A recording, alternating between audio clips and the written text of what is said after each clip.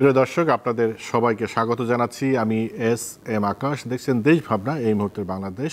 আমরা সমসাময়িক বিষয় নিয়ে আলোচনা করব, বিশেষ করে সংস্কার ও নির্বাচনী হাওয়া নিয়ে। আমাদের সাথে দুজন অতিথি, আপনাদের সাথে পরিচয় করে দিই। আমাদের সাথে রয়েছেন অধ্যাপক ডক্টর নুরুল আমিন ব্যাপারী, রাষ্ট্রবিজ্ঞান বিভাগ, ঢাকা বিশ্ববিদ্যালয়। আপনাকে স্বাগত জানাচ্ছি। আমাদের সাথে আছেন সোহরাব হাসান, সম্পাদক চর্চা.com। আপনাকেও স্বাগত জানাচ্ছি।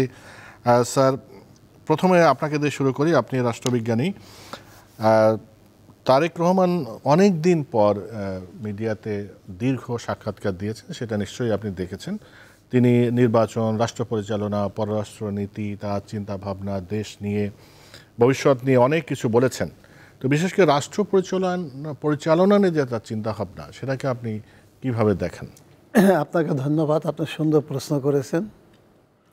এটি সত্যি, তারেক রহমান সাহেব দীর্ঘ প্রায় 17 বছর দেশের বাইরে লন্ডনে আছেন। তিনি এমন আকারে দুদিন আগে যে সাক্ষাৎকার দিলেন, তার আগে কিন্তু কোনো সাংবাদিকদের সামনে তো ব্যাপক আকারে সাক্ষাৎকার দেননি। তবে আমার মনে হয় যে সাক্ষাৎকারটি দিয়েছেন সেটি অত্যন্ত সুন্দর এবং অর্থবহ বক্তব্য বলেছেন, এবং কিভাবে দেশটা পরিচালিত হবে তারও কিছু ইঙ্গিত দিয়েছেন। আমি তার ম্যাচিউরিটি নিয়ে আপনার মাধ্যমে ধন্যবাদ জানাচ্ছি, কারণ অনেকেরই অনেক একটা ব্যাপার ছিল যে ভবিষ্যৎ নির্বাচনের পরে সে কী করবে, কিন্তু আমার মনে হয় একজন অভিজ্ঞ পলিটিশিয়ান হিসেবে সে আবির্ভূত হয়েছে। কারণ গত দুদিন আগে যে আমরা সাক্ষাৎকারটা দেখলাম, একটা হয়েছে যেটা সহজভাবেই পররাষ্ট্রনীতির ক্ষেত্রে কিন্তু আমরা যদি বিশ্লেষণ করি, সুন্দরভাবে একটা উত্তর দিয়েছেন। যেমন মনে করেন পররাষ্ট্রনীতির ক্ষেত্রে যেটি সবাই সাথে আমরা কিছুক্ষণ আগে আলোচনা করতেছিলাম, যে 3টা পাওয়ার নিয়ে বাংলাদেশ এখন প্রায় আলোচনা করেছে। আমি চিন্তিত মনে করব না, চিন্তিত অনেক সময় সমস্যার মধ্যে অনেক সময় পড়ে। একটি মার্কিন যুক্তরাষ্ট্র, আরেকটি গণপ্রজাতন্ত্রী চীন, আরেকটি হচ্ছে আমাদের প্রতিবেশী রাষ্ট্র ভারত। এবং ওখানে কিন্তু বড় একটা প্রশ্ন সুন্দরভাবে তিনি উত্তর দিয়েছেন, ভারতের সাথে কী ধরনের সম্পর্ক স্থাপিত হবে। এবং সেখানে এমনভাবে উত্তরটা দিয়েছেন, সেটি হচ্ছে ফরেন পলিসি কীভাবে ডিটারমাইন করা হবে সেটি কিন্তু নির্ধারিত হবে ডোমেস্টিক পলিসি দ্বারা, যেটি শেখ হাসিনা ওয়াজেদ ভ্রুক্ষেপ করে নেয়। তারেক রহমান সাহেব বললেন উত্তরে যে আমরা আমার দেশের জনগণ যদি মনে করে প্রতিবেশী রাষ্ট্র আমার দেশের জনগণ বিরাগ ভাজন হয়ে যায়, অর্থাৎ তাদের যে ব্যবহারে, তাদের ডিপ্লোমেসিতে, তাহলে সেটাকে আমরা মেনে নেব না। অর্থাৎ ডিপ্লোম্যাটিক্যালি তিনি বললেন আমার দেশের জনগণ, আমার ডোমেস্টিক পলিসি আগে, এটার উপর ভিত্তি করে আমি আমার ফরেন পলিসি নির্ভর করব, যেটি কিন্তু 17 বছর যাবৎ শেখ হাসিনা ওয়াজেদ করেননি। কারণ বাংলাদেশের মানুষ এবং ওই তার বক্তব্য, তাদের আলাপ আলোচনায় অথবা ফরেন পলিসিতে যে ধরনের কথাটা উচ্চারিত হতো মাঝে মাঝে, যেমন মনে করেন শেখ হাসিনা ওয়াজেদ বলতো ভারতকে আমি এত কিছু দিয়েছি, সারা জীবনে ভারতের ঋণ পরিশোধ মনে রাখবে। তাই এটি কিন্তু নিয়ম না, এটি আমার জনগণ কি বলবে, জনগণ চাইবে তোমার দেশের ইন্টারেস্টটা তুমি রক্ষা করো। সিমিলারলি আবার দেখবেন ভারত নেকেটলি কিন্তু আওয়ামী লীগের সমর্থন করেছে। ও সময় হয়তো বা নির্বাচনে আওয়ামী লীগ জিতে যেত। হোসেন মোহাম্মদ এরশাদকে 14 সালে নির্বাচনে যেভাবে অংশগ্রহণ করালো, এটি যে নেকেটলি সেটা সারা পৃথিবীর সামনে উন্মোচিত হয়ে গেল, এটি ভারত কী করতেছে। তো এই ধরনের সম্পর্ক তো পররাষ্ট্রনীতির ক্ষেত্রে কখনো যে কোনো পার্টি গ্রহণ করুক না কেন তার জন্য কল্যাণ বয়ে আনে না। ওই ক্ষেত্রে আমি দেখব তারেক রহমান সাহেব সুন্দর উত্তর দিয়েছেন, এবং বাংলাদেশের ভিতরে কিভাবে সে পরিচালিত করবে, কী নীতিগুলি নেবে, সেইগুলো সাংবাদিকদের উত্তরটা আমার মনে হয় ভালো দিয়েছেন। আচ্ছা, সোহরাব হাসান, আপনি কি মনে করেন, বিশেষ করে তার যে বক্তব্য আপনি একটু খেয়াল করেছেন, যে সারবস্তু যদি আমি বলি, যে তিনি বলেছেন যে বিএনপি নীতি কী হবে, সেটা বলেছেন সবার আগে বাংলাদেশ, মানে বাংলাদেশের স্বার্থ বিবেচনা করেই সব কিছু পরিচালিত হবে। তার এই যে চিন্তা চেতনা, সেটাকে আপনি কিভাবে ব্যাখ্যা করবেন? আপনাকে ধন্যবাদ এবং শুভেচ্ছা অধ্যাপক নুরুল আমিন ব্যাপারীকে। বাংলাদেশের স্বার্থ রক্ষা করা যে কোনো নাগরিকের দায়িত্ব। সেক্ষেত্রে সবার আগে বাংলাদেশ এই স্লোগানটি তো মানুষকে আকৃষ্ট করবে আশা করি। কিন্তু সবার আগে বাংলাদেশটা কিভাবে, পদ্ধতি কী হবে, আমরা কিভাবে যাব? বাংলাদেশে অনেকগুলো দল আছে, পরস্পর বিরোধী, কাছাকাছি, ডানপন্থী, বামপন্থী, মধ্যপন্থী ইত্যাদি মিলে। বিএনপি একটি মধ্যপন্থী দল। তার পররাষ্ট্রনীতি, তার অভ্যন্তরীণ নীতি, অর্থনৈতিক নীতিতে সেই মধ্যপন্থা যদি বজায় থাকে তাহলে রাষ্ট্র পরিচালনা অনেক সহজ হবে। আর আমরা অতীতে যেমন দেখেছি যে ডানপন্থাকে মোকাবেলা করার জন্যে বা ভারত বিরোধী যে শক্তি তাকে মোকাবেলা করার জন্য আরও ভারত বিরোধী হওয়া, মার্কিন বিরোধী শক্তিকে মোকাবেলার জন্য আরও মার্কিন বিরোধী হওয়া, চীন বিরোধী শক্তিকে মোকাবেলার জন্য আরও চীন বিরোধী হওয়া, এই নীতি অর্থাৎ নেতিবাচক পররাষ্ট্রনীতি কিন্তু কোনো রাষ্ট্রের কল্যাণ বয়ে আনে না। বাংলাদেশ ফার্স্ট, সবার আগে বাংলাদেশ, অবশ্যই এটি সবারই স্লোগান হওয়া উচিত। বাংলাদেশের অভ্যন্তরীণ বিষয়ে যে পররাষ্ট্র নীতির ক্ষেত্রে অনেকগুলো চ্যালেঞ্জ আছে, কিন্তু অভ্যন্তরীণ চ্যালেঞ্জটা অনেক বেশি। এক হচ্ছে 15 বছরের এক ধরনের স্বৈরতান্ত্রিক শাসন, বা যদি 15 বছরের প্রথম 5 বছর বাদ দেয় 10 বছর যেখানে মানুষ ভোট দিতে পারেনি 3টি নির্বাচনে। দ্বিতীয়ত হচ্ছে যে অর্থনৈতিক অবস্থা। বিএনপি যখন দায়িত্ব নেবে, যেটি অন্তর্বর্তী সরকার অনেকটা মোকাবেলা করছে বা তাকে করতে হচ্ছে, বিএনপি যখন দায়িত্ব যদি আগামী নির্বাচন যে সরকারি আসুক আর কি, যে সরকারি আসুক, তার জন্য বড় চ্যালেঞ্জ হবে অর্থনৈতিক সংকট মোকাবেলা, আইনশৃঙ্খলা পরিস্থিতি সামাল দেওয়া এবং তরুণ প্রজন্মের যে আশা আকাঙ্ক্ষা সেটি কিভাবে পূরণ করবে। বিশেষ করে আমাদের প্রতি বছর 25 থেকে 26 লাখ তরুণ কর্মবাজারে প্রবেশ করে, যার একটা বড় অংশ বেকার থাকতে বাধ্য হয়, বেকার, ছদ্ম বেকার ইত্যাদি ইত্যাদি। বিনিয়োগ গত 1 বছর না গত কয়েক বছর ধরেই মন্দা, দেশি বিদেশি উভয় বিনিয়োগ। এই অর্থনৈতিক সংকটটা কিভাবে কাটাবে, এখানে কিন্তু সবার আগে বাংলাদেশ বা কি বলে বাংলাদেশ বলতে মানুষ বাঁচাও দেশ বাঁচাও এই স্লোগান নিশ্চয়ই দেখেছেন। বিএনপি প্রশ্নের উত্তর দিয়েছে যে সেখানে সবার আগে বাংলাদেশ বলা মানেই তো আসলে বাংলাদেশের স্বার্থ রক্ষা, বাংলাদেশের স্বার্থ রক্ষা, বাংলাদেশের অর্থনৈতিক স্বাস্থ্য ঠিক করা, সেই পরিস্থিতি হবে। আপনার কাছে আবার আসবো আমি। নুরুল আমিন ব্যাপারী, যেটা উনি আওয়ামী লীগের বিষয়ে তার অবস্থানটা পরিষ্কার করেছেন, যে আওয়ামী লীগ, তিনি তার পরিবারের কথা বলেছেন, তার নিজের যে নিজের উপর নির্যাতন হয়েছে তার কথা বলেছেন, তার মায়ের উপর নির্যাতনের কথা বলেছেন। একই সাথে তিনি বলেছেন যে এটা বাংলাদেশে তার পরিবার নয়, শত শত নয়, হাজার হাজার পরিবারের কাহিনী যারা নির্যাতনের শিকার হয়েছে, এবং যারা অন্যায় করে তার বিচার হতে হবে, আইনের আওতায় বিচার হতে হবে। আওয়ামী লীগের বিষয়ে কিন্তু তার অবস্থানটাকে আপনি কিভাবে দেখেন, পরিষ্কার করতে পেরেছেন? আমার মনে হয় আওয়ামী লীগ ব্যাপারে সে তো যেহেতু বাংলাদেশের সবচেয়ে বড় একটি দলের সভাপতি, অ্যাক্টিং চেয়ারম্যান, এবং সে তো খুব ট্যাক্টফুলি তার বক্তব্যগুলো উত্থাপন করবেন, ওভাবেই করছেন। কারণ এই বিষয়টি নিয়ে কিন্তু বিএনপি খুব দোদুল্যমানতায় ছিল। আমার যতটুকু অ্যানালাইসিস, বিএনপির উপরে প্রায় 15-16টি বছর যেভাবে অত্যাচার করেছে আওয়ামী লীগ, তার প্রতিশোধ কিন্তু বিএনপি নিতে চায়নি। কিন্তু বিএনপি আওয়ামী লীগের সমর্থন দেখ, আবার রাজনীতিতে ফিরে এসে আবার তার যে গুম খুন যে সমস্ত অন্যায় করছে এটি বিচার না করে, এটি কিন্তু দেশের জনগণ চায়নি। এই যে দোদুল্যমানতার প্রথম দিকে কিন্তু ছিল, তারই প্রেক্ষাপটে ডাকসু নির্বাচনে, জাহাঙ্গীরনগরের নির্বাচনে, এমনকি আমার মনে হয় রাজশাহী এবং চট্টগ্রামও হেরে যাবে। কারণ তরুণ প্রজন্ম যারা এই আন্দোলন করেছে, 24-এর অভ্যুত্থানে যারা নেতৃত্ব দিয়েছে, তারা কিন্তু ওই অত্যাচার অনাচার যারা করেছে এই ধরনের পার্টিকে এই মুহূর্তে তারা সহ্য করতেছে না। আমাদের অবশ্য বক্তব্য ভিন্ন। আমরা অনেকেই বলতে চাবো যে আওয়ামী লীগকে সাধারণত জনগণের বিচারের মাধ্যমে, জনগণের বিচার মিন্স নির্বাচন, যদি সে হেরে যায় ওটাই তার বড় বিচার। কিন্তু তাদের বক্তব্য হচ্ছে না, এই প্রজন্ম যারা, তাদের বক্তব্য হচ্ছে দ্বিতীয় বিশ্বযুদ্ধের পরে যদি জার্মানিতে হিটলারকে যেই নাজি পার্টিকে যদি ব্যান করা হয়, তারা রাজনীতি করতে পারে না। ফ্যাসিস্ট পার্টি ইতালিতে করতে পারে নাই, তো সেটার চেয়ে তো কম করে না এরা। এই 1.5 মাসে যেভাবে মানুষকে, আগেরটা বাদ দেই, 1.5 মাসে যেভাবে প্রায় 2000 মানুষকে হত্যা করেছে, 30,000 মানুষকে আহত করেছে, এটি তো নির্মম। এবং এই ধরনের যেটা তরুণরা বলতেছে, আমরা আপাতত তাদের আর এখানে ফাংশন করতে দিতে চাচ্ছি না। আপনার প্রশ্নের উত্তরটা আমি এই জন্যই দিচ্ছি যে দ্বিধাহীনতায় ছিল কিন্তু বিএনপি, মানে ওইটা পরিষ্কার করেছে।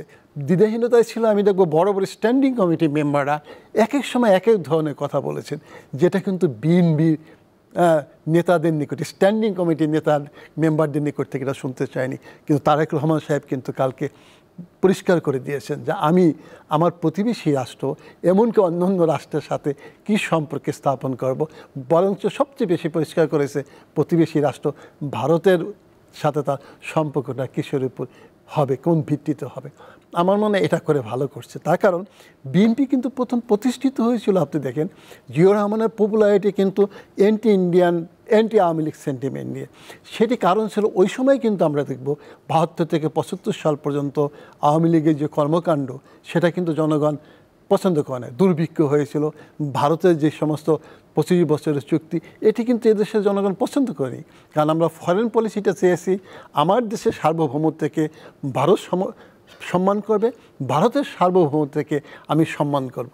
ইউরোপিয়ান কান্ট্রিজগুলো তো দেখবেন ছোট এবং বড় দেশের সাথে সম্পর্ক স্থাপিত হয়, বিশেষ করে সার্বভৌমত্বের প্রতি সম্মান প্রদর্শন করে, জনতাকে সম্মান প্রদর্শন করে।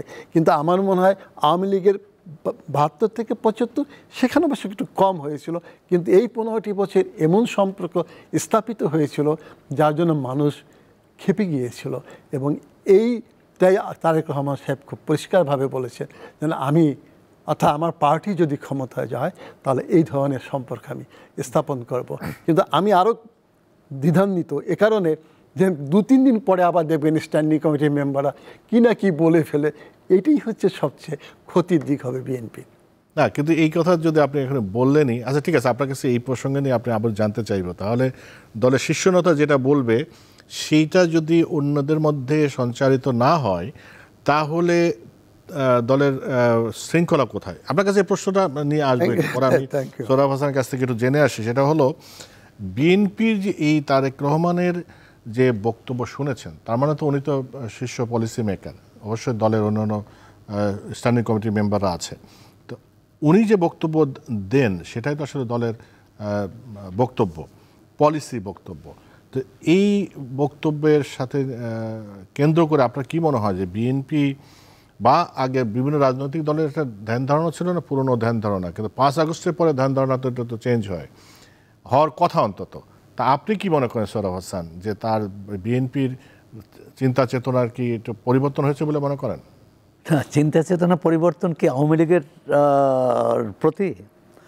আওয়ামী লীগের যারা অন্যায় করেছে, গণহত্যা বা লুটপাটের সাথে জড়িত, তাদের বিচার হবে। যারা দুর্নীতি করেছে, অর্থ পাচার করেছে, দল হিসাবে আওয়ামী লীগকে নিষিদ্ধ করার, সেটার ফল কি হবে এটা কিন্তু ভেবে দেখার বিষয়, এবং নির্বাহী আইনের বিষয়।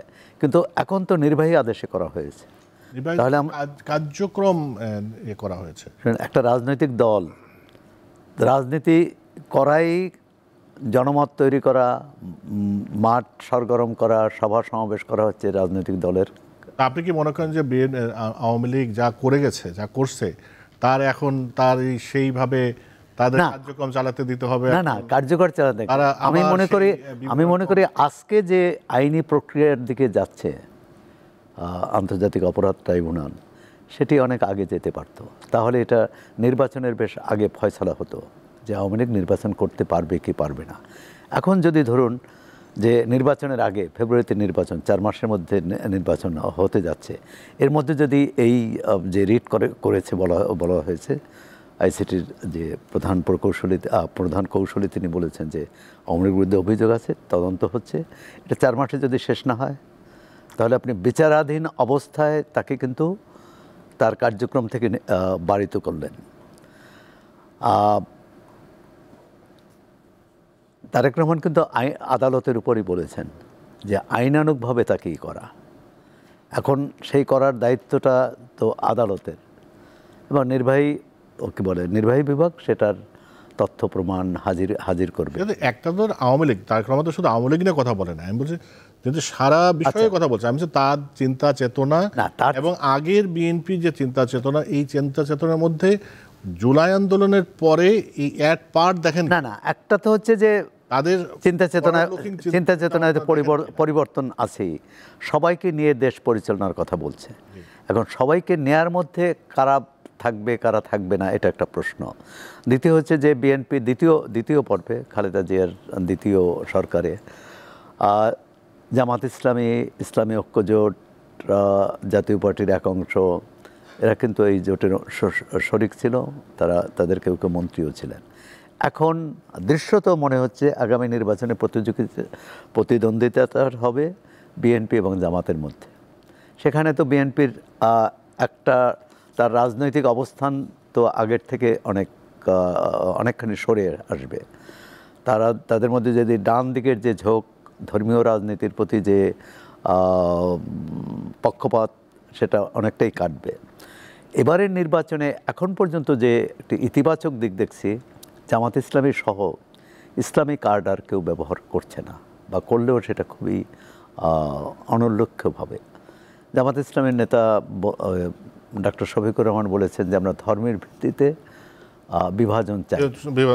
ধর্মের ভিত্তিতে যদি বিভাজন না চায় তাহলে তো ধর্মকে ভিত্তি করে এই রাজনৈতিক দল করারও প্রয়োজন হয় না। রাজনৈতিক দল করবে নাগরিকদের অধিকার, নাগরিকদের সমস্যা ইত্যাদি নিয়ে। তারেক রহমানের বক্তব্যে আরেকটি আছে যে একটা জাতীয় ঐকমত্যের কথা আছে। মানে যে ঐকমত্য নিয়ে জুলাই সনদ নিয়ে তর্ক বিতর্ক সেটা না, যে নির্বাচনের পরে তিনি সবাইকে নিয়ে দল করতে চায়, সরকার গঠন করতে চায়।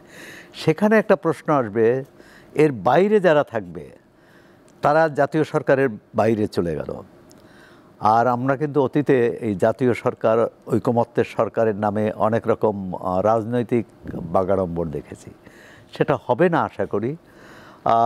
কিন্তু একটা প্রশ্ন থেকেই যায়, যেখানে একক দলের যে সরকার, মানে সেটা বিএনপি হোক, আওয়ামী লীগ হোক, জাতীয় পার্টি হোক, আমরা দেখেছি যে শেষ পর্যন্ত মন্ত্রীর সঙ্গে মন্ত্রীর, নেতার সঙ্গে নেতার যে দূরত্ব, বিভাজন, রেষারেষি, এটা থাকেই। সেক্ষেত্রে এই যে সহযোগী, এবং সেই সংখ্যা কমপক্ষে 10-এর কম হবে না। বিএনপি এবং তার দেখা যাক, সেটা আমরা আপনার কাছে আবার আসবো। সে তাদের তো একটা চিন্তা ভাবনা, এটা আপনি যেটা বললেন, এরা কিন্তু তারা এই জুলাই আন্দোলনের আগের থেকেই বলে আসতেছিল, তাদের যে ঘোষণা, তারা 31 দফা দেওয়ার সময় তখনই বলছে যে তারা যৌথভাবে বা ঐক্যমত্যের ভিত্তিতে সরকার গঠন করবে। তবে এটাও কিন্তু নতুন সরকার। অধ্যাপক ডক্টর নুরুল আমিন ব্যাপারে অন্য একটা প্রসঙ্গে আলোচনায় আসি। 2-1 দিনের মধ্যে আপনার আলোচনা শুনছেন সেফ এক্সিট নিয়ে যে কথাটা আমাদের আসছে, এর আগে কিন্তু সেই 1/11-এর সময় এই কথাগুলো আমরা শুনেছি। কিন্তু এখন এই যে এনসিপি কিছু নেতাদের যে বক্তব্য, হ্যাঁ, নাহিদ এটা বলেছে, পর সাজ্জাদ আলম এক ধরনের বলেছেন, এইটা কেন এটা বললো, ও হয়তো ব্যাখ্যা হয়তো উনি হয়তো দিতে পারবেন। কিন্তু এর প্রতিক্রিয়ায় রেজওয়ানা হাসান উনি বলেছেন যে এটা পরিষ্কারভাবে তথ্য প্রমাণ দিয়ে করা উচিত, এর প্রতিক্রিয়াও দেখিয়েছে। কিন্তু এইটা কেন আসলো, বা আপনি কি মনে করেন বিষয়টা? আসলে নাহিদ ইসলাম সাহেব যেটা বলেছেন 2 দিন আগে, এবং সেটা কিন্তু অ্যালার্মিং সাধারণত, যে এমনভাবে বলেছেন। কারণ অনেকেই মনে করছেন এই অন্তর্বর্তীকালীন সরকারের সাথে এনসিপির ভালো সম্পর্ক, এবং এনসিপির কিন্তু এখনও প্রতিনিধি আছেন অন্তর্বর্তী সরকারে, ছাত্র উপদেষ্টা।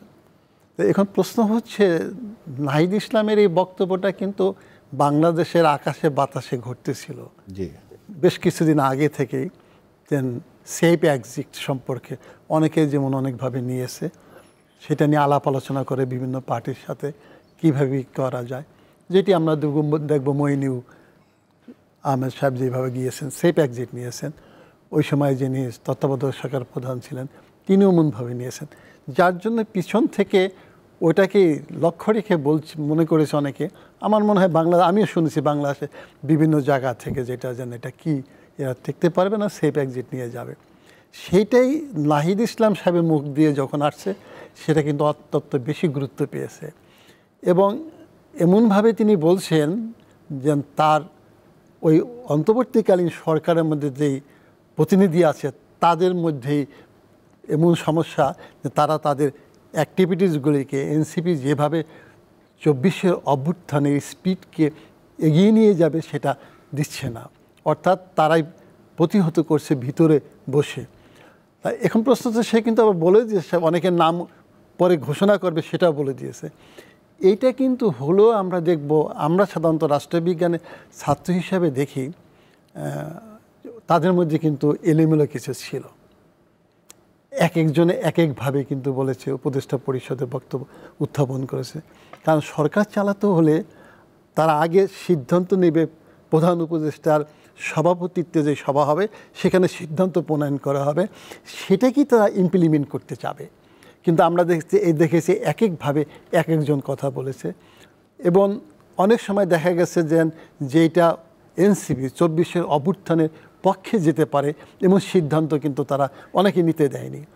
এবং সেটি আমি নাম উল্লেখ করব না, অনেক উপদেষ্টা সম্পর্কে এমন কিছু বের হয়েছে যে যারা অন্যায় করেছে আওয়ামী লীগের তাদের অ্যারেস্ট করা হয়েছে, কিন্তু হঠাৎ সাথে সাথে উপদেষ্টা অথবা অন্য মহল থেকে এমনভাবে ফোন করে বলছে জামিন দিয়ে দাও। আরও অনেক কিছু ঘটনা ঘটছে, যেমন মনে করেন বিভিন্ন জায়গায় এই মিছিল হচ্ছে বিভিন্ন জায়গায়, যেটি সোহাব ভাই বলে নাই, আমরা আগে আলাপ করেছি, আপনি বলেন নাই, হ্যাঁ, আওয়ামী লীগের যে মাঝে মাঝে মিছিলগুলো হয়, হ্যাঁ, সেটি হচ্ছে সেখান থেকে কিন্তু অ্যারেস্ট করা হয়, যে যারা ধ্বংসাত্মকমূলক কাজ করবে তাদের কিন্তু এটা কিন্তু আইজিপি সাহেব বলছেন জামিন দেওয়া হয়ে যায়। সে জামিনটা হয়তো বা নাহিদ ইসলাম ভালো জানে আমাদের চেয়ে কোথা থেকে আদেশ দেওয়া হয় এদের মুক্ত করে দেন তাড়াতাড়ি। অর্থাৎ ভালো হয় কি, তারা যেভাবে তাদেরও তো হয় পার্টির স্বার্থে অথবা 24-এর অভ্যুত্থানের স্পিডকে তারা বাস্তবায়িত করার জন্য তাদেরও তো পলিসি আছে, সেই পলিসিটা মনে হয় ইমপ্লিমেন্ট করতে বাধার সম্মুখীন হচ্ছেন উপদেষ্টা পরিষদের কারোর জন্য হয়তো হতে পারে, সেটা হয়তো বলতে চাচ্ছেন। ওটাকে কেন্দ্র করে উনি এটা বলছেন। তবে এটা কিন্তু সত্যি কথা, নাহিদ ইসলাম যদি নামগুলি ঘোষণা করে দেয় তাহলে কিন্তু এই উপদেষ্টা গণ্ডগোল শুরু হয়ে যাবে। তবে তার উচিত হবে, যেহেতু নির্বাচনও করতে যাবে, নামগুলি হয়তো বা ঘোষণা করে দাও। তার যেটা অবশ্যই এটা ঘোষণা করা উচিত, তার কারণ এটা ধোঁয়াশা থাকলে একটা সমস্যা। তো উনি যে একটা প্রসঙ্গ তুলেছেন, কেন তুলেছেন, তার কাছে যদি কোনো তথ্য প্রমাণ থাকে, তথ্যপাত্র থাকে, সেটা পরিষ্কার করা উচিত। আপনি কি মনে করেন? না, আমি একটু ভিন্নভাবেই দেখতে চাই। সাবেক উপদেষ্টা এবং বর্তমানে এনসিপি নেতার এই বক্তব্যের হতাশা থেকে রাজনৈতিক হতাশা থেকে, কারণ যে উদ্দীপনা উচ্ছ্বাস নিয়ে এনসিপি যাত্রা শুরু করেছিল সেটি কিন্তু এখন 6 মাসের ব্যবধানে নেই। আর সুতরাং এটা হতাশা। আর যদি উপদেষ্টা পরিষদের কারো কাজে মনে হতো যে তারা জুলাই চেতনার বিরুদ্ধে কাজ করেছে, সেটি কিন্তু তিনি যেদিন পদত্যাগ করলেন তারপরেই বলার কথা। কারণ তিনি তাদের সাথে দ্বিমত করেছেন বা তাদের লক্ষ্য উদ্দেশ্য পূরণ করতে পারেননি বলে চলে আসছেন, সেটি কিন্তু বলেননি। দ্বিতীয়ত হচ্ছে যে এটি হচ্ছে কি সবই ফেব্রুয়ারি ভোটের হিসেব নিকেশ থেকে এসব কথা উচ্চারিত। এর আগে কিন্তু এনসিপির পক্ষ থেকে কয়েকজন উপদেষ্টার নাম বলা হয়েছে যে তারা বিএনপির পক্ষে কাজ করেছেন, আবার বিএনপির পক্ষ থেকে কয়েকজন উপদেষ্টার নাম বলা হয়েছে যে তারা এনসিপির পক্ষে কাজ করেছেন। উপদেষ্টা পরিষদে এক ধরনের তো টানাপোড়েন শুরু থেকেই ছিল, এটি স্বীকার করতে হবে। এর পাশাপাশি যদি দেখুন তথ্য উপদেষ্টা বর্তমান যিনি মাহফুজ আলম, তার বক্তব্যও কিন্তু এর কাছাকাছি, যে তিনি বলেছেন তিনি উপদেষ্টা পরিষদ সম্পর্কে বলেনি, কিন্তু বলেছেন সরকার আর উপদেষ্টা পরিষদ এক ধরনের আলাদা হয়ে গেছে। অর্থাৎ উপদেষ্টা পরিষদ বা উপদেষ্টারা যা বলেন এখন সরকারের কাঠামো, প্রশাসনিক কাঠামো, সেটা শোনেন না। গণমাধ্যম সংস্কার কমিশনের সুপারিশের প্রসঙ্গেই বলেছিলেন এবং কতগুলো 18টা নেই, কতটি সুপারিশ, মানে কতটি ধাপ পার হতে হবে এই আইনটি করতে। সেটা ছাড়া তো উনি তো বলেছেন যে আমি সবসময় ইয়েতে থাকি, কখন আমি চলে যাই। না, সেটাও কিন্তু এই যে তার পদত্যাগের দাবিটা কোত্থেকে আসছে, অন্য রাজনৈতিক মহল থেকে, আবার বিএনপির সাথে সংশ্লিষ্ট মনে করেন কেউ কেউ যে, বা ব্যক্তিগত ঘনিষ্ঠতা নানা কারণে যে এনসিপির পক্ষ থেকে তাদের পদত্যাগের দাবি উঠেছে। আমি মনে করি যে এটি খুব সুচিন্তিত নয় বা শোভনীয় নয়। কারণ যাদের আমরা মানে জনগণের পক্ষ থেকে রাজনৈতিক দলগুলো যাদেরকে বেছে নিল, তাদের সম্পর্কে এই অনাস্থা আগামী নির্বাচনে কিন্তু একটা নেতিবাচক প্রভাব পড়বে। কারণ যখন এই নির্বাচন নিয়ে কোনো প্রশ্ন উঠবে, তখন বলা হবে যে আমরা তো আগেই বলেছিলাম। বরং উচিত এখন সব রাজনৈতিক দলের, আমরা আশা করি জুলাই সনদ চূড়ান্ত হতে যাচ্ছে, 15 তারিখের মধ্যে একটা ঘোষণা পাবো আশা করি। যেভাবেই হোক, সেটি গণভোটের মাধ্যমে হোক, সাংবিধানিক আদেশের মাধ্যমে হোক, জুলাই সনদের একটা আইনি স্বীকৃতি তো অবশ্যই প্রয়োজন। কিন্তু এই আইনি স্বীকৃতির চেয়েও জরুরি হলো আগামী দিনে সেটি বাস্তবায়ন করবেন কারা। যারা আমরা ধরেই নিচ্ছি, আমাদের রাজনৈতিক সংস্কৃতি ধরেই নিচ্ছি, যারা ক্ষমতায় থাকবেন তারা এটা বাস্তবায়ন করবেন না, যারা বিরোধী দলে থাকবেন তারা এটার ব্যাপারে সোচ্চার থাকবেন। মানে এই যে পুরনো ধারার রাজনীতি, এর থেকে বেরিয়ে এসে বোধহয় একটা নতুন রাজনৈতিক সংস্কৃতি তৈরি করা জরুরি। সেটা তো জরুরি, মানে কি, সেটাই তো এখনকার চাওয়া, এবং সেটার জন্যই আন্দোলন, সেটা কোনো বিকল্প নাই। আপনার কাছে আবার আসবো। আমি অধ্যাপক নুরুল আমিন ব্যাপারী অন্য একটা প্রসঙ্গে বলি যে এনসিপি নিয়ে কথা উঠলো, তো এনসিপি দল হিসেবে এখনো কোনো প্রতীক এখনো পায়নি। শাপলা প্রতীক নিয়ে এখন টানাপোড়েন, মানে এটা এখন মানে ধরে আছে। এনসিপি নেতারা বলছে তাদের শাপলাই চাই, নির্বাচন কমিশন তো বলছে শাপলা দেওয়ার সুযোগ নাই। এইটা সমাধান কিভাবে হবে?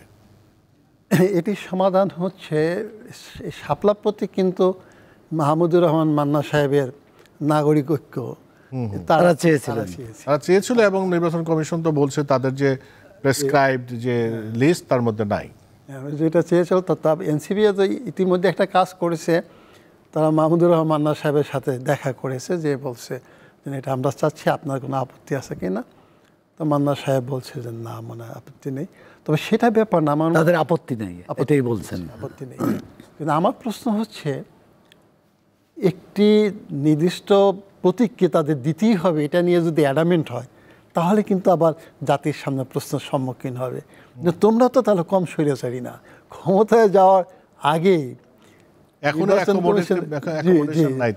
নাই, এখন তোমরা জোর করে যা ইচ্ছা তা করতে চাচ্ছ, তোমাকে এই প্রতীক নেই, তারপরও ওখানে অন্তর্ভুক্ত করে তোমাদের দিতে হবে। তাহলে এটা তো তোমরা সে আগে যাকে স্বৈরাচার বলো, তার থেকে তোমরা কতটুকু কম? অনেকে তো বলবে বেশি হয়ে যাবা। তবে আমার মনে হয়, আমি বলবো, একটি রাজনৈতিক দলকে তো অমনভাবে সমালোচনা করা যায় না। তবে বয়সটাও কিন্তু একটা ফ্যাক্টর, রাজনৈতিক নেতৃত্বের যে বয়সটাও কিন্তু একটা ফ্যাক্টর। তারা যেমন যে প্রথম দিকে আমি বলবো কিছু ভুল কাজ করেছে, যেটা আপনাদের বিভিন্ন টকশোর মাধ্যমে আমি বলেছি, স্পষ্টভাবে বলেছি। এখন কিন্তু তারা বলতেছে, নাহিদ ইসলাম সাহেব বলছেন আকার ইঙ্গিতে যে আমাদের এই উপদেষ্টা পরিষদে যাওয়া ভুল হয়েছে। এটা কিন্তু আমি প্রথম 3 দিনের মাথায় বলছি যে এই ছাত্রতে এই যারা নেতৃত্ব দিয়েছে তাদের উচিত ছিল এখানে অন্তর্ভুক্ত না হওয়া। কারণ সরকারে গেলে তো সুনাম দুর্নাম হবে, এবং এই যে দুর্নামের ভাগিটা সেটি তারা নিয়েছে। এবং বরঞ্চ দেখেন আজকে কাদের বেশি দুর্নাম হয়েছে, যেই 24 অভ্যুত্থানের যারা কৃতিত্ব যাদের, ওই সমস্ত 2-3 জনের কিন্তু দুর্নাম হয়েছে উপদেষ্টা পরিষদে। ওয়াহিদুদ্দিন মাহমুদ সাহেবের নামে কিন্তু হয়নি, অর্থমন্ত্রীর নামও কিন্তু হয়নি, অনেকের নামই কিন্তু হয়নি। হ্যাঁ, আমি বলবো ইউনূস সাহেব যেভাবে এই ক্যাবিনেটটা উপদেষ্টা পরিষদ গঠন করেছেন অত্যন্ত ভুল করছেন।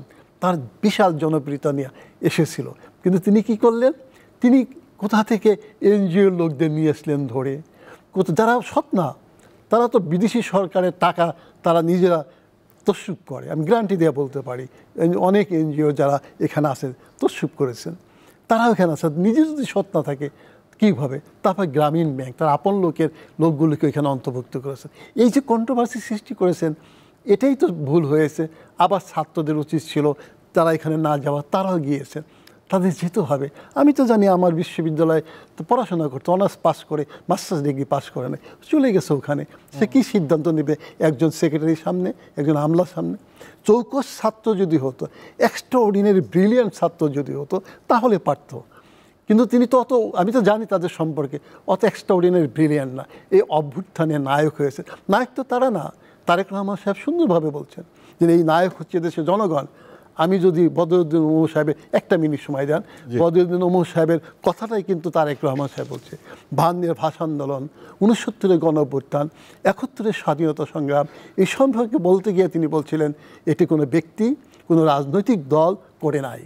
কারণ একটি দল সবসময় বলতে এটা আমরা করেছি, ছাত্রদের মতো তারা বলতো আমরাই করেছি, আমরাই বীর নায়ক। উনি বলছিলেন এ আন্দোলনের নায়ক হচ্ছে এদেশের বীর জনতা। এই যে বীর জনতা নায়ক, সেটি কিন্তু 24-এর অভ্যুত্থানে আমরা দেখেছি যে দেশে বীর জনতা নায়ক, তারাই বেরিয়েছিল ঘর থেকে। মা তার সন্তানকে, 3 মাসের সন্তানকে নিয়ে শহীদ মিনারে এসেছে। সাংবাদিকরা জিজ্ঞেস করেছে, আপনার তো 3 মাসের সন্তান নিয়ে এখানে এসেছেন? অহংকার করে বলেছে, আমার সন্তান একদিন বড় হবে, সে তারস্বরে ঘোষণা করবে আমি অভ্যুত্থানের অংশীদার, আমি উপস্থিত ছিলাম। এই যে স্পিডটা, এই স্পিডটা কিন্তু ধরে রাখতে পারে নাই ছাত্রনেতারা, যার জন্য, এবং আংশিকভাবে উপদেষ্টা পরিষদের মেম্বাররা, যার জন্য কিন্তু হজবরলা সৃষ্টি হয়েছে। আমার মনে হয় যে প্রশ্নটি আপনি করেছেন, আগে করেছিলেন, তারেক রহমান সাহেব অত্যন্ত ম্যাচিউর হয়েছেন। তিনি হয়তো বা ভবিষ্যতে চিন্তা ভাবনা করে করবেন। তার কারণ এইখান থেকে আমি বলছি, যদি বিএনপি এই ধরনের চিন্তা ভাবনা না করে, অর্থাৎ ভবিষ্যৎ কী হবে, আমি কিভাবে সিদ্ধান্ত প্রণয়ন করব, আমি সেটাকে ইমপ্লিমেন্ট কী করব, আর আমার যদি দুর্নীতিবাজ এটার মধ্যে থাকে, তাহলে 2 থেকে 2.5 বছরের মাথায় একটা অভ্যুত্থানের সম্মুখীন পড়বে। কারণ কখনো অভ্যুত্থানের স্পিড বৃথা যায় না। 52টা বৃথা যায় নাই, 69টা বৃথা যায় নাই, 71টা বৃথা যায় নাই, 24-এটা বৃথা যাবে না। ফলশ্রুতিতে হবে কি, এই যে 24-এর অভ্যুত্থানের কৃতিত্ব হচ্ছে অ্যালার্মিংটা দেওয়া, যে তোমরা এমনভাবে চলো, তা নাহলে এদেশে বীর জনতা আবার রাজপথে নেমে আসবে। জি, সেটাই। সরব হাসান, আপনি ওইটা মানে এই শাপলা প্রতীক নিয়ে যে এই যে, আমি শাপলা প্রতীক নিয়ে এত বিতর্ক এবং পরস্পর মুখোমুখি হওয়াকে আমি যৌক্তিক মনে করি না। প্রথমত হচ্ছে শাপলা দিলেই এনসিপির জনপ্রিয়তা আকাশ সমান বেড়ে যাবে, আর শাপলা না পেলে মাটিতে মিশে যাবে, সেটা যেমন নয়। আবার কোনো সংস্থার প্রতীকের সাথে মিল থাকলে দেয়া যাবে না, আমি মনে করি এটাও বোধহয় সমীচীন নয়। কেননা আমাদের নৌকা, আওয়ামী লীগের নৌকা, বিএনপির ধানের শীষ এবং আরও কোনো প্রতীকের সঙ্গে রাষ্ট্রীয় অনেক সংস্থার প্রতীকের কিন্তু মিল আছে, সেটা আংশিক হোক আর পুরোটা না হলেও আংশিক। তো সেক্ষেত্রে একসময় তো পুলিশের ব্যাসেও, পুলিশের যে ব্যাস থাকতো তাই সেখানে নৌকা ছিল,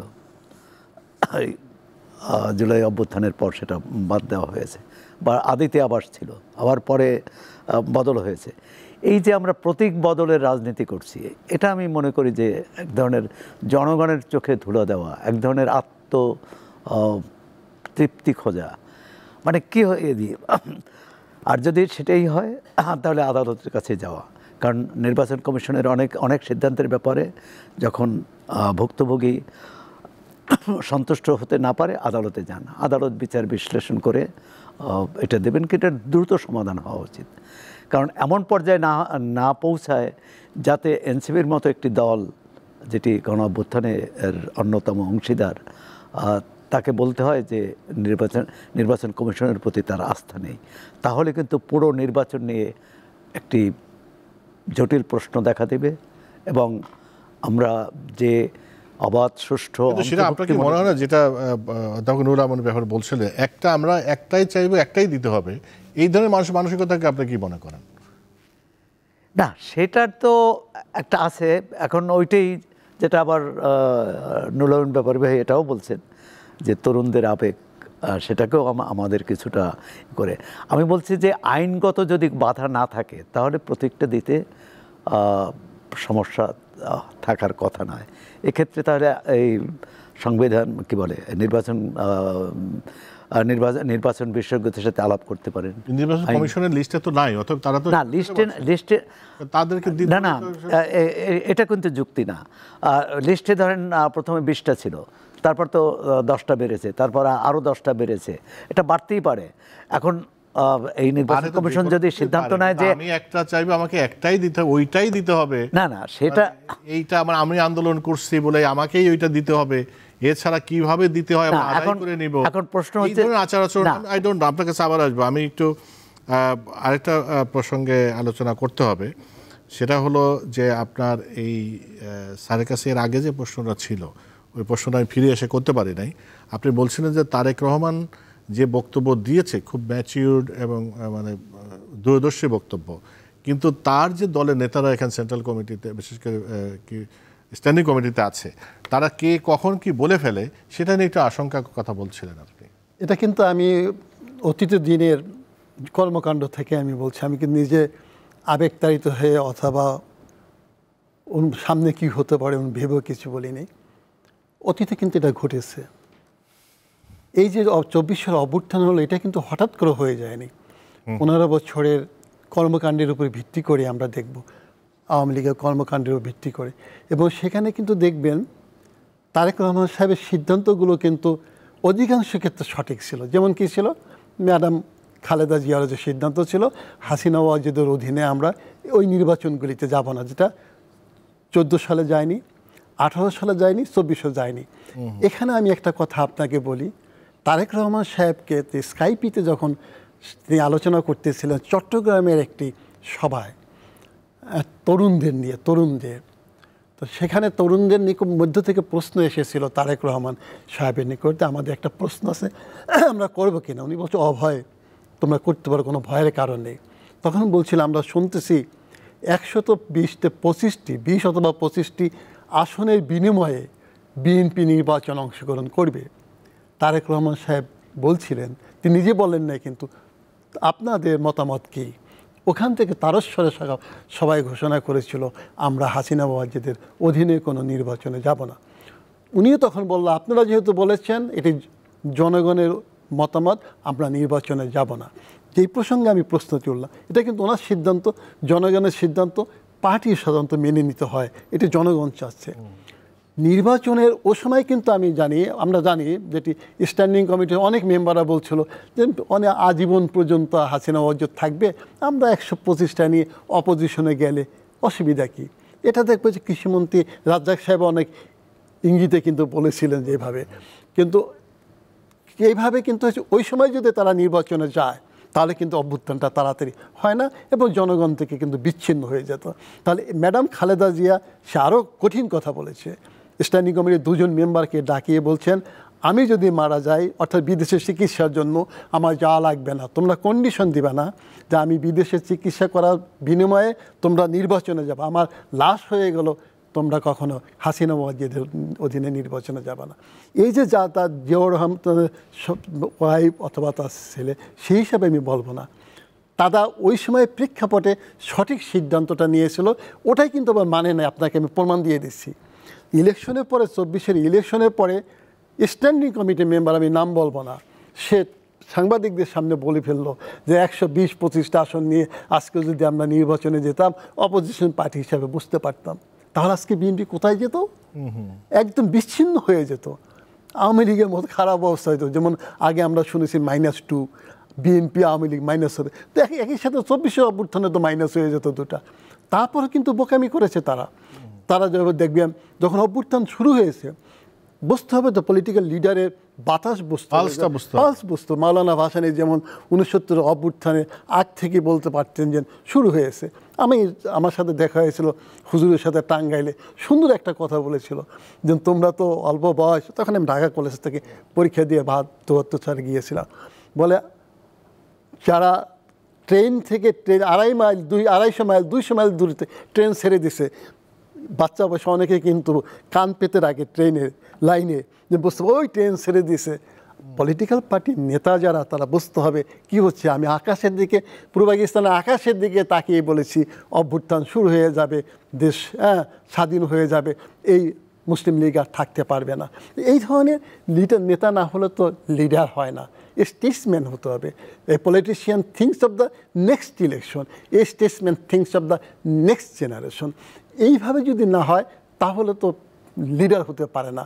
এই ধরনের নেতৃত্ব আমার মনে হয় ভবিষ্যতে গড়ে উঠতে হবে যারাই ক্ষমতায় আসুক, যারাই নেতৃত্ব দিক। কিন্তু আমার মনে হয় বিএনপির মধ্যে আবেগতাড়িত কিন্তু অনেকে আছে, তাড়াতাড়ি ক্ষমতায় যেতে চায় এবং এটি অনেক প্রশ্ন দেখা যায়। আর সহজভাবে আপনাকে বলে আমি শেষ করে দিচ্ছি, আগের নেতারা তো ধনী থাকতে নির্বাচন করলে, নির্বাচনে আসলে রাজনীতি এসে গরিব হয়ে যেত, জমা জমি বিক্রি করতো। এখন গরিবের সন্তান কিছু নেই, বোমা এক্স, তারপর মুরগি ওয়াই, এরা এসে দেখবেন হাজার হাজার কোটি টাকার মালিক হয়ে যায়, ব্যাংক, বিমা, ইন্স্যুরেন্স দিয়ে দেয়। এদের বিরুদ্ধে তো অভ্যুত্থান তো হবেই, মানুষ তাদের তো ভালোবাসে না। কিন্তু নেতা হতে হবে সে আমাদের আগের নেতা মাওলানা ভাসানী, শেরেবাংলা আবুল কাসেম ফজলুল্লাহ এবং এই ধরনের যারা আছে এই জন্যে আমি প্রশ্নটা করছিলাম যে পুরনো চিন্তা ভাবনা, ধ্যান ধারণা যদি এই জুলাই আন্দোলনের স্পিরিটের মানুষের যে মনোজগতে যে চিন্তা হয়ে পরিবর্তন হয়েছে, সেটা যারা ধারণ করতে পারবে না, আগামী দিনে তাদেরকে চিন্তা করতে হবে কীভাবে টিকবে। 2 মিনিট জাস্ট 2 মিনিট সময়। একটা হলো যে যেহেতু জাতীয় ঐক্যমত্য কমিশন আজকেও বৈঠক আছে, যে এর আগে তো একটা বড় সিদ্ধান্ত হয়েছে গণভোট, কিন্তু গণভোটটা কখন হবে, জাতীয় নির্বাচনের সাথে হবে না আগে হবে, এটা নিয়ে এখনও ঐক্যমত্য হয়নি। আর 15 তারিখ এই ঐক্যমত্য কমিশনের শেষ হয়ে যাচ্ছে, মেয়াদ শেষ হয়ে যাচ্ছে। আপনি কি মনে করেন যে এর মধ্যে একটা সমঝোতা হবে বলে মনে হয়? আমরা তো মনে করি যে এর মধ্যে একটা সমঝোতা হবে, হয়ে যাবে এবং হওয়া বিকল্প নেই, এ কারণেই হবে। আপনি দেখুন 10 দিন আগেও রাজনৈতিক দলগুলোর মনোভাব বেশ নেতিবাচক ছিল এবং যার যার অবস্থানে অনেকটা অনড় ছিল, কিন্তু এই অতি সম্প্রতি অর্থাৎ গত 1 সপ্তাহে কিন্তু মনোভাবটা অনেকটাই নমনীয়। আর ব্যাপারী ভাইয়ের সাথে একটু আমি দ্বিমত করব যে বিএনপি এর রাজনীতিতে বিশেষ করে নেতৃত্বে এতটা পার্থক্য নেই যে শীর্ষ নেতৃত্ব এবং স্থায়ী কমিটির সদস্যদের মধ্যে, কারণ বিএনপি বা অন্য বড় দলের মধ্যে শীর্ষ নেতৃত্বের বাইরে যাওয়ার সম্ভাবনা কম। আর যে 2টি নির্বাচনের কথা বলেছেন সেটা হয় 14 এবং 24-এর জন্য ঠিক, কিন্তু 18-র নির্বাচন কিন্তু শীর্ষ নেতৃত্বের সম্মতিতেই হয়েছিল এবং তাদের সিদ্ধান্তক্রমেই সেই নির্বাচনে বিএনপি অংশ নেয়। পরবর্তীকালে আওয়ামী লীগ নির্বাচনকে প্রহসনে পরিণত করেছে, সেটা অন্য কথা। বেগম খালেদা জিয়া যেহেতু তখন কারাগারে ছিলেন, কামাল হোসেনকে সামনে রেখেই কিন্তু নির্বাচনের জোট হয়েছিল। যে আমরা শেষ করব আমিন ব্যাপারে আপনি কি বলেন, মানে ঐক্যমত্য কমিশনের মানে যে জুলাই সনদ বাস্তবায়ন নিয়ে তো এখনো সমাধান হয় না? থ্যাংক ইউ সো মাচ, ভালো সুন্দর একটা প্রশ্নটা পরে আমি সোহরাব ভাইয়ের বক্তব্য দিয়েছি। আমি কিন্তু অমনভাবে বলিনি, কারণ আওয়ামী লীগ বিএনপির একদম লিডার উচ্চ পর্যায় থেকে যেটা আসে সেটা কিন্তু দ্বিমত করতে চায় না, ভিতরে থাকলেও দ্বিমত করে না। কিন্তু অনেকাংশে আমি যেটা এক্সাম্পল দিয়ে বলেছি, কিন্তু আমরা দেখেছি, এটা আমি এক্সাম্পলই দিলাম, যেটা পেপারের ঘাটলে আপনি দেখতে পারবেন, সাংবাদিক সম্মেলনে বলেছে। তো সুতরাং হচ্ছে কি এইটা কিন্তু প্রশ্ন এসে যায় যে এইগুলি আসা উচিত হলে হয় কি দলের মধ্যে সলিডারিটিটা প্রকাশ পায় না। আর সেকেন্ড যেটা বলবো, আমি সোহরাব ভাই কিছু বলেছে, এটা আমি অনেক আগেই বলেছি যে এটাই হয়ে যাবে সংস্কারটা অধিকাংশ ক্ষেত্রে। কেন? এরা তো বাংলাদেশের ডিজায়ার যেমন জনগণের, তার চেয়ে বেশি ডিজায়ার হচ্ছে এক্সটার্নাল অ্যাক্টরস। এক্সটার্নাল অ্যাক্টর বলতে আমি একদম স্পষ্ট করে দিচ্ছি মার্কিন যুক্তরাষ্ট্র চাচ্ছে সংস্কার করো, এইভাবে চলো। তার কারণ হচ্ছে আলী রিয়াজ সাহেব যেই সংস্কার কমিটির সহসভাপতি, তারই যেই একজন একসময় বস ছিল William B Milam, Woodrow Wilson সেন্টারের যিনি ডাইরেক্টর, ওখানে আলী রিয়াজ সাহেব চাকরি করতেন। উনি 5-6 মাস আগে এসে ঢাকাতে ওনার এক বন্ধুকে নিয়ে এসে বলছেন যে 111-এর সময় আমরা যে ভুল করছি এখন আর এইবার সেই ভুল করবে না। কি 111-এর সময় আওয়ামী লীগে অর্থাৎ ইনডাইরেক্টলি আনা হয়েছিল, আমরা যেটা বলবো এই সমস্ত সংস্কারগুলি তোমরা করবা। সে স্পষ্টভাবে বলছে আওয়ামী লীগ ও কথাগুলি শোনে নাই। তবে এইবার আমরা কোনো ভুল করব না, অর্থাৎ সংস্কার হতেই হবে। কার ডিজায়ার? মার্কিন যুক্তরাষ্ট্রের উইলিয়াম বি মাইলাম যখন কথা বলে মার্কিন যুক্তরাষ্ট্রের কথা বলে, প্রেসিডেন্টও যখন কথা বলে মার্কিন যুক্তরাষ্ট্রের স্টেট ডিপার্টমেন্টের কথা বলে, এবং স্টেট ডিপার্টমেন্টের কথা না শুনলে মার্কিন যুক্তরাষ্ট্রের প্রেসিডেন্টটা হত্যা হয়ে যায়। যুক্তরাষ্ট্রের যে ডিজায়ার আপনি বলছেন, কিন্তু সংস্কারের যে কথা সেটা মানুষের, বাংলা জনগণের মানুষের যে ডিজায়ার, না সেটা মানুষের ডিজায়ার, কিন্তু যেভাবে সংস্কারটি করবে সেভাবে কিন্তু আমি বলি হয়নি। কারণ সংস্কার করতে হবে আমার দেশের প্রিন্সিপাল মিনস অফ প্রোডাকশন কি, আমার দেশের ইকোনমিটা কি, সে কোনো ইকোনমিক সংস্কার করে সেটা মার্কিন যুক্তরাষ্ট্র চাবে না। সে কিন্তু কৃষিক্ষেত্রে কোনো সংস্কার করেছে, করে নাই। সে কিন্তু রিফর্ম করেছে, কোনোটা করে নাই। এই কৃষকের যদি আপনি বলেন 5 লক্ষ 10 লক্ষ টাকা তারা লোন নিয়েছে, প্রচুর পয়সা সুদ হয়েছে, তাদের জমি বিক্রি করতে হয়েছে, এখানে একটা সংস্কার করা, যেমন শেরেবাংলা আবুল কাসেম ফজলুল 1937 সালে নির্বাচনে জয়লাভ করার সাথে সাথে কৃষকদের সমস্ত ঋণ মৌকুব করে দিয়েছিলেন। তারই ইনিশিয়েটিভে, যদিও তিনি করতে পারেন নাই, 53 সালে মুসলিম লীগ ক্ষমতায় এসে ইস্ট পাকিস্তানে জমিদারি প্রথা বাতিল করলেন। অর্থাৎ আমার পুঁজিবাদী আমার যে গণতন্ত্র, এই গণতন্ত্র তো আমার পুঁজির বিকাশ করতে হবে। তাহলে সেই ক্ষেত্রে না যে আমি জাস্ট আমার সেই না যে আমি লুটেরা পুঁজিপতিদের দিকে তাকিয়ে সংস্কার করতেছি। আপনি বলেন এই যে হাজার হাজার কোটি টাকা, লক্ষ লক্ষ কোটি টাকা নিয়েছে, সেটা আনার জন্য কোনো সংস্কার হয়েছে? ব্যাংক বিমা যে সমস্ত দুর্নীতি হচ্ছে, এখানে কোনো সংস্কার করা হচ্ছে? সংস্কার করা হচ্ছে কী জন্য? অর্থাৎ মার্কিন যুক্তরাষ্ট্রে কোনখানে কোন স্বার্থটা হবে স্পষ্ট করে আমি বলে দিলাম। ওটাই আলী রিয়াজ সাহেব। আলী রিয়াজ সাহেব কার লোক? আলী রিয়াজ সাহেব তো হেড অফিসের লোক। তিনি এসে তো এই কাজ, যদি আমার কলিগ ছিলেন ঢাকা বিশ্ববিদ্যালয়, আমার ছোটো ভাই তুল্য, হ্যাঁ, ফলশ্রুতিতে তিনি তো ওই কাজগুলি করবেন। দেখতে হবে তারা। আপনি বলছেন যে at the end of the day এটা হবে মাস, না হলে বিএনপি ক্ষমতা আসতে পারবে না। সত্যি বলে আসার পরে থাকতে পারবে না, কথা শুনতে হবে, না হলে আসার পরে থাকতে পারবে না। ওরা অনেক চেষ্টা। তার মানে ব্যাপারে ভাই, আমরা এতদিন ভারতের উপর নির্ভরশীল ছিলাম, এখন যুক্তরাষ্ট্রের উপর নির্ভরশীল। অফকোর্স সেটা দিলে, সময় দিলে আমি বলতে পারি, আমি তো 2 বছর আগে বলছি আওয়ামী লীগ কেঁদে কেঁদে বিদায় নেবে টকশোতে। বলেন 2 মিনিট বলেন। আর টকশোতে আমাকে প্রশ্ন করেছিল, আমি 23 সালে নভেম্বর মাসে বলেছিলাম আওয়ামী লীগ যদি 24 সালে নির্বাচনে বিএনপিকে না নিয়ে নির্বাচন করে, তাহলে ডুকরে ডুকরে কাঁদবে, দরজায় দরজায় কাঁদবে, এবং এই আওয়ামী লীগ ক্ষমতা আসতে অনেক সময় লাগবে। হাসিনা আক্তারের টেবিল টক ইউকে আর ফেস দ্য পিপল স্পষ্ট এখন আছে, এখন ওইগুলি চলতেছে। আমার ছাত্ররা বলে, আমি কি বলেছিলাম? আমি বলছিলাম যে ইউনূস সাহেব ক্ষমতা আসবে 23 সালে নভেম্বর মাসে। কী জন্য? যেন হিলারি ক্লিনটন একটা আর্টিকেল লিখেছে, সেই আর্টিকেলে তিনি স্পষ্ট লিখেছেন শেষের দিকে, সামাজিক বিজ্ঞানে কিন্তু আমরা শিক্ষক যারা, তাদের আর্টিকেলে মেসেজ দিতে হয়, দুটা সেন্টেন্স মেসেজ, কী ঘটবে কী হবে, এটা হলো মেসেজ। তো সেখানে তিনি বলছিলেন যে হাসিনা ওয়াজেদ খুব সম্ভবত ইউনূসকে অ্যাটলিস্ট 6 মাসের জেল দিবে, ইউনূস সাহেবকে। কী জন্য? হাসিনা ওয়াজেদ হয়তো বা মনে করেছে যে তত্ত্বাবধায়ক সরকার অথবা অন্য যে কোনো একটা সরকার গঠিত হলে সেইটার প্রধান হবে ইউনূস সাহেব। এই আশঙ্কা থেকে তিনি ইউনূস সাহেবকে কমপক্ষে 6 মাসের জেল দেবেন। এই মেসেজটাই কিন্তু আমি বলছিলাম, ওটা কিন্তু আমার কথা না। তখন আমি কনফার্ম ছিলাম যে হিলারি ক্লিনটন বলা মানে মিনস স্টেট ডিপার্টমেন্ট বলা। এবং বাইডেন সাহেব অসুস্থ ছিলেন, এখন আপনারা সবাই জানেন, ওই সময় অসুস্থ ছিলেন, তার মাথায় ব্রেইনে তার অনেকে বলে ক্যান্সার হয়েছিল।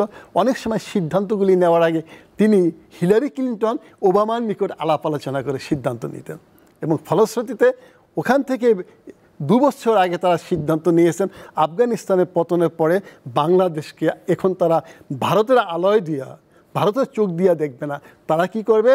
মার্কিন যুক্তরাষ্ট্রের চোখ দিয়ে দেখবে। স্টেট ডিপার্টমেন্ট থেকে এমন একটা সেন্টেন্স আমি নিজেই পড়েছি, আমি 2 বছর থেকে বলতেছি এই সরকার পরিবর্তন হবে।